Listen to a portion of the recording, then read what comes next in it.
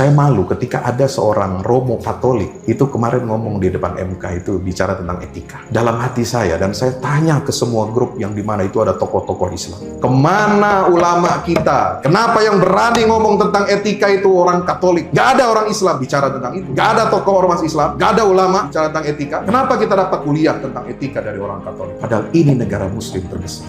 Mau kemana negara kita ini? Kita jangan hanya bangga negara kita ini terbesar Muslimnya di dunia, tapi perilakunya hancur-hancuran. Dan itu sebenarnya kesaksian tokoh Katolik di sidang itu sebenarnya memalukan kita, umat Islam, Pak. 3 calonnya itu kan semua Muslim, Pak. Dan mohon maaf, yang tanda petik dituding melakukan itu kan juga Muslim semua, betul? Artinya apa? Itu sebenarnya tuduhan kepada kita semua. Cerminan kita disingkap bobroknya oleh orang di luar agama kita, Pak. Malu, Pak. Sementara kita sendiri ulamanya nggak ada yang bersuara lantang seperti itu. Orang tua udah uzur itu, tapi dia masih berani dan lantang itu bicara tentang etika dan pelanggaran. Oke, kita tidak menuduh. Ini nanti tinggal dibuktikan saja ya. Tapi saya ingin mengambil ibrah. Kenapa kita harus berhadapan dengan situasi seperti ini? Padahal kita ini umat Islam, tahu kita sedang puasa, kita sedang mendekatkan diri kepada Allah. Ternyata kita ini dijadikan bahan olok-olokan. Ya, itu kesaksian itu menurut saya bukanlah cuma kesaksian untuk membela satu paslon, bukan. Itu menampar pipi kita semua orang Islam di Indonesia. Oh gitu. Ternyata orang Islam ini kalau mau berkuasa begitu.